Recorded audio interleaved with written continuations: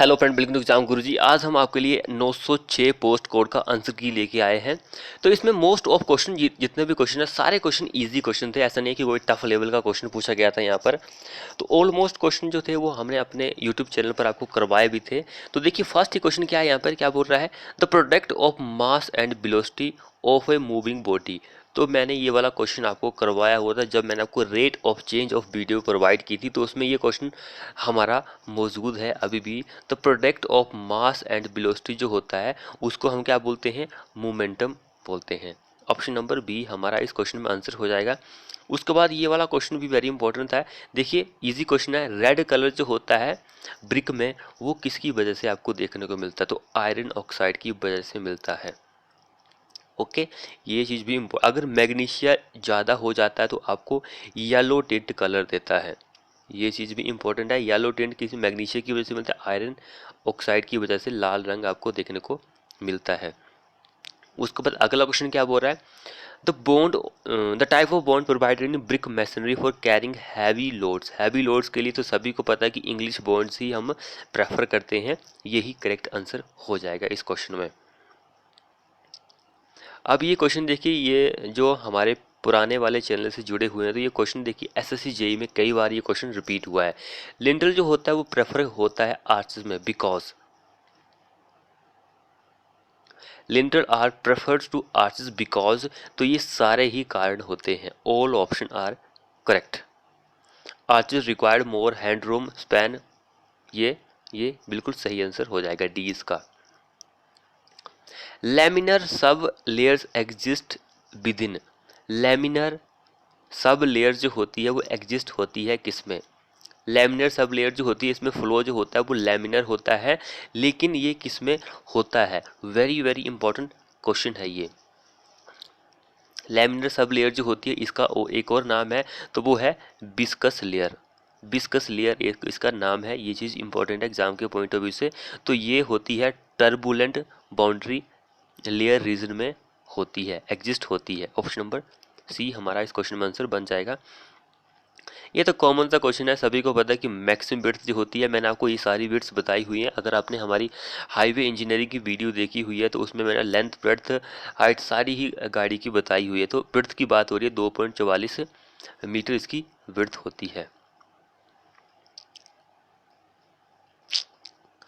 अगला देखिए, scientific planning of transportation system.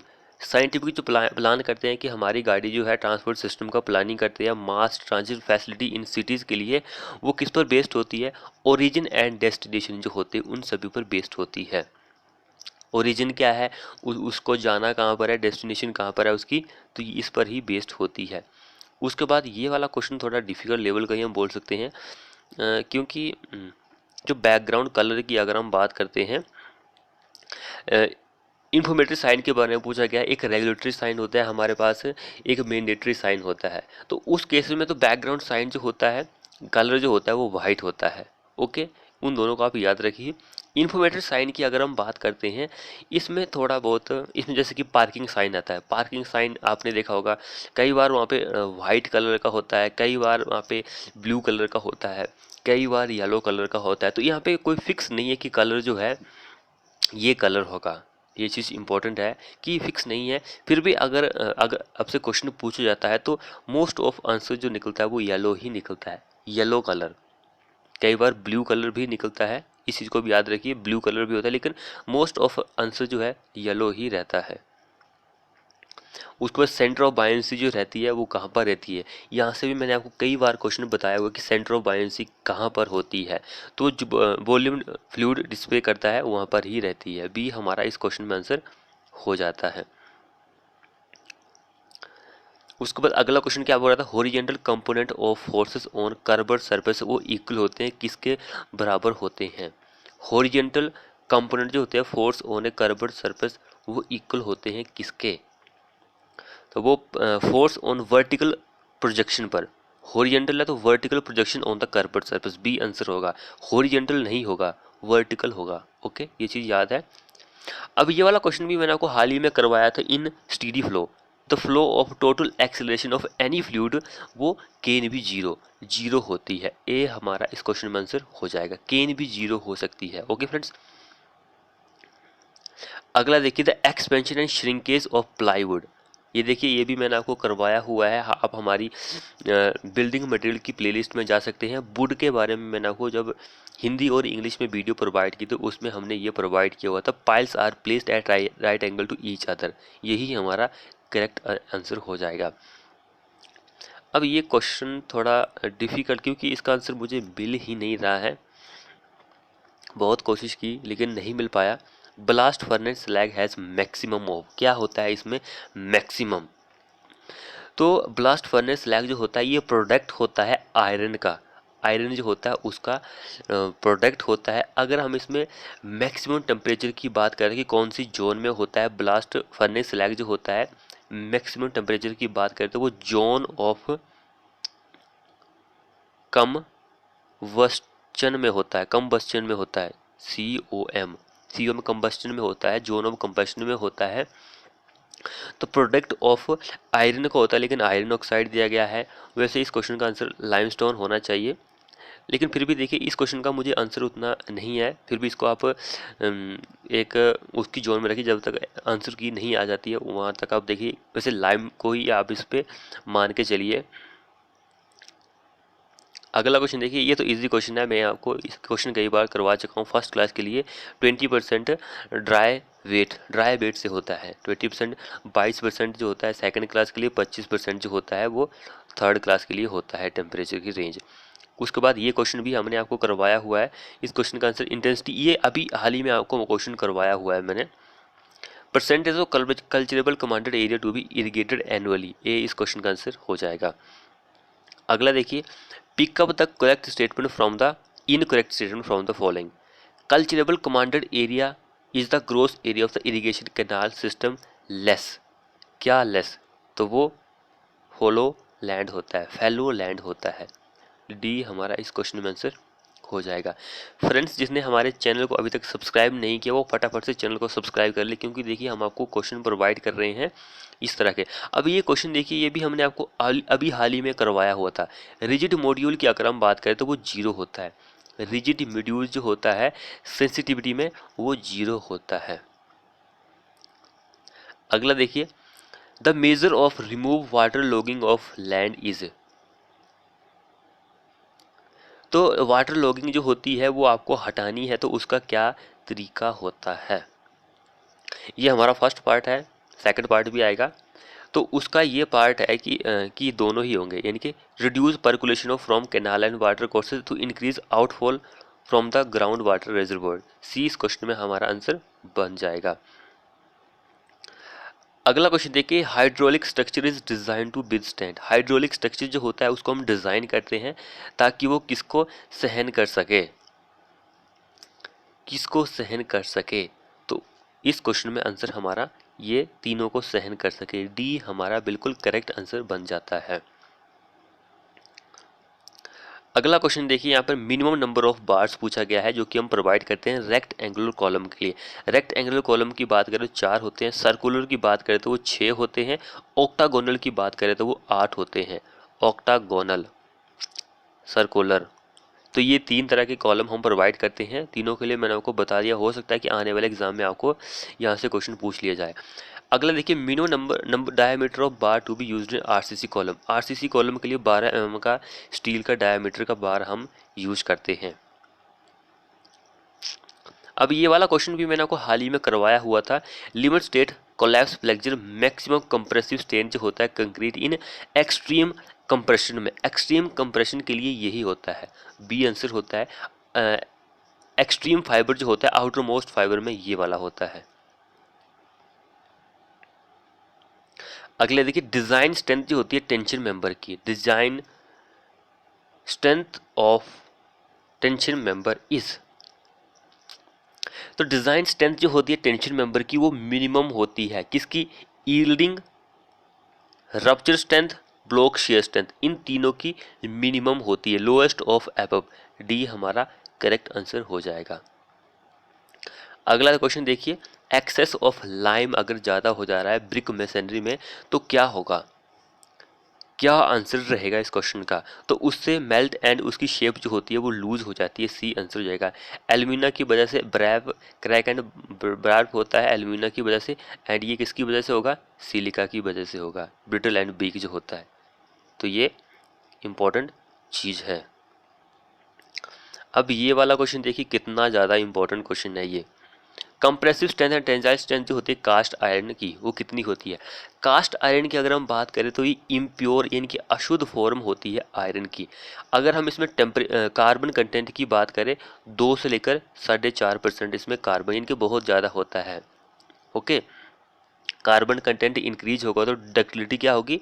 कम होगी, यानी कि इसकी डक्टिलिटी भी कम होती है। ये चीज़ इंपॉर्टेंट है, इसको अपने दिमाग में रखिए, यहाँ से भी क्वेश्चन जो है पूछा जा सकता है। एंड ये कास्ट आयरन क्या होती है? ब्रिटल होती है, बहुत ज़्यादा ब्रिटल मटेरियल होती है, क्योंकि डक्टाइल है नहीं तो ब्रिटल ही होगी ना। तो ये चीज़ इंपॉर्टेंट है। अगर हम इसमें टेम्परेचर रेंज की बात करें, जो मेल्टिंग पॉइंट होता है, इसका मेल्टिंग पॉइंट भी होता है एक, मेल्टिंग पॉइंट की अगर हम बात करें तो 1200 डिग्री सेल्सियस इसका मेल्टिंग पॉइंट्स होता है। अब हम यहाँ पे बात कर ही लेते हैं उसकी कंप्रेसिव स्ट्रेंथ। कंप्रेसिव स्ट्रेंथ की अगर हम बात करें 6000 kg पर सेंटीमीटर स्क्वायर होती है। ओके, 6000 kg पर सेंटीमीटर स्क्वायर होती है। एंड इसकी अगर हम टेंसाइल स्ट्रेंथ की बात करें, टेंसाइल स्ट्रेंथ की बात करें तो वो 1500 kg पर सेंटीमीटर स्क्वायर होती है। एक एग्जाम में ये भी क्वेश्चन पूछा गया था कि जब हम कंप्रेसिव स्ट्रेंथ को कंपेयर करते हैं टेंसाइल स्ट्रेंथ से ऑफ डैश, यानी कि कंप्रेसिव स्ट्रेंथ जो होती है वो ज़्यादा होती है टेंसाइल स्ट्रेंथ के मुकाबले। 6000 और 1500 में कितना फ़र्क है? अब देखिए यहाँ पे आंसर मुझे कन्फ्यूजिंग इसी बात का है कि यहाँ पे 700 यानी कि 600 दिया होना चाहिए था, 600 फिर 150 होना चाहिए था, तो हमारा आंसर यही बन रहा है। फिर भी हम आंसर की का इंतज़ार करते हैं। जो एक्चुअल वैल्यू होती है वो तो मैंने आपको बता दी कि सही वाली वैल्यू यही होती है। फिर भी आंसर हमारा यही ए ऑप्शन ही बन रहा है, बाकी कोई और नहीं बन रहे हैं। चलो ये 600 होना चाहिए था लेकिन 700 दिया है, कोई बात नहीं, नियर बाई वैल्यू है, चलता है।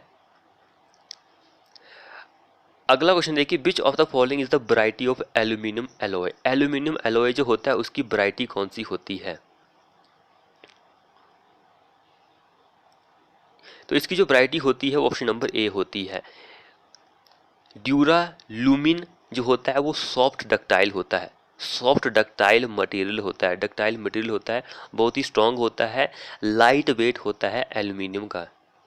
ये चीज़ आपको पता होनी चाहिए, ए इस क्वेश्चन का आंसर हो जाएगा। अगला क्वेश्चन देखिए, तो flexure provided on external door for locking is known as? Locking के लिए क्या जो स्टूडेंट है वो इसको आंसर लगाएंगे, लेकिन ये टावर बोर्ड जो होता है ये कुंडी होता है, अंदर की तरफ से लगाते हैं हम कुंडी। आपने सुना यार कुंडी लगा दो दरवाजे को, तो ये कुंडी होता है। ये एल ड्रॉप जो होता है ये होता है, इसको हम एक्सटर्नल में प्रोवाइड करते हैं, ये चीज़ इंपॉर्टेंट है। एल ड्रॉप जो होती है इसको हम प्रोवाइड करते हैं एक्सटर्नल में, इसको आप याद रखिए, ए इस क्वेश्चन में हमारा आंसर हो जाएगा। उसके बाद अगला क्वेश्चन क्या हो रहा है, steel traces have almost replace wooden traces because? Steel की ट्रेसेस आजकल हम यूज कर रहे हैं, वुडन की ट्रेसेस हम यूज नहीं कर रहे हैं, उसका क्या कारण है, क्या रीज़न है? तो स्टील की ट्रेसेस जो होती है वो लाइट इन वेट में होती है ज़्यादा, यानी कि इसके मुकाबले बहुत कम होती है। अगर इसकी ट्रेसेस आपने देखा कितनी बड़ी बड़ी मोटी मोटी हम यूज करनी पड़ती है ताकि स्ट्रेंथ भी बने रहे।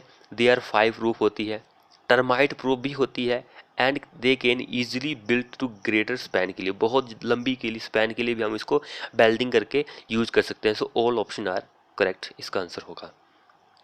अब देखिए, Darcy's law is based on the assumption that, ये भी क्वेश्चन इजी क्वेश्चन है, कई बार ये कर चुके हैं कि डार्सीज लॉ जो होता है लैमिनर फ्लो के लिए वैलिड होता है, सोइल जो होता है उसमें सैचुरेटेड होता है, सोइल जो होता है होमोजेनियस एंड आइसोट्रॉपिक होता है। ऑल ऑप्शन आर करेक्ट हो जाता है। जिसने चैनल को सब्सक्राइब नहीं किया वो कर लो यार फटाफट से अभी। अगला और लास्ट क्वेश्चन देखिए हमारे इस वीडियो का, इतना ही क्वेश्चन हम सॉल्व कर पाए अभी, क्योंकि क्वेश्चन सबसे पहले आपको ऐसा क्वेश्चन बनाना पड़ता है हिंदी और इंग्लिश में, फिर उसके बाद वीडियो बनाएं, फिर अपलोड करें, तो टाइम तो लगता ही है। तो मुझे आज ही पता चला कि आपका एग्ज़ाम जो है थोड़ा बिजी था, इसलिए क्वेश्चन को सॉल्व नहीं कर पाया, इसलिए अभी फ्री हुआ हूँ कुछ घंटे पहले, तो मैं आपके लिए वीडियो बनाना शुरू किया। इफ़ द फ्रॉड नंबर जो है ओपन चैनल के लिए 1 है, दिस इज नाउन एज। तो देखिए फ्रॉड चैनल की अगर हम फ्रॉड नंबर की अगर हम बात करें तो यहाँ पे 3 केसेस हमारे पास आते हैं। एक लेस देन 1 का केसेस आता है जिसको हम सब क्रिटिकल बोलते हैं। एक इक्वल टू 1 का आता है जिसके लिए क्रिटिकल होता है, एंड सुपर क्रिटिकल के लिए ग्रेटर देन 1 होता है। तो अब यहाँ पे देखिए ना मोर देन दिया गया है, ना ही लेस देन, ना ही इक्वल टू 1, यानी कि इज वन का मीनिंग यही होता है कि क्रिटिकल दिया गया है। ये हम ऐसे मान सकते हैं कि क्रिटिकल हमारा आंसर हो सकता है, क्योंकि यहाँ पे ना लेस देन दिया गया है, इज वन है तो इट मीन्स कि ये इक्वल है, तो बी हमारा इस क्वेश्चन में आंसर बन सकता है। ये चीज़ इंपॉर्टेंट है एग्जाम के पॉइंट ऑफ व्यू से। अगला और लास्ट क्वेश्चन देखिए हमारे इस वीडियो का, एक green building is the, green building क्या होती है? इस वन विद ग्रीन कलर होता है, या फिर सराउंडिंग ग्रीन होती है, या फिर structure that aims to reduce negative environmental effects, या फिर ऑल ऑफ द एबव। तो इस क्वेश्चन का आंसर सी आंसर हो जाएगा। ग्रीन बिल्डिंग जो होती है एक ऐसा स्ट्रक्चर होता है जिसका एम उद्देश्य क्या होता है, नेगेटिव इन्वायरमेंटल इफेक्ट जो होते हैं उसको कम करना होता है। सी हमारा इस क्वेश्चन में आंसर हो जाएगा। जो हिंदी वाले हैं हिंदी में भी देख सकते हैं, यही इस क्वेश्चन का आंसर हो जाएगा। तो फ्रेंड्स ये थे हमारे पार्ट 1 का कुछ क्वेश्चंस। तो आपको हमारी वीडियो कैसी लगी कमेंट बॉक्स में कमेंट जरूर करें, और नेक्स्ट पार्ट जो बहुत ही जल्द आपको मिलने वाला है। मिलते हैं नेक्स्ट पार्ट में।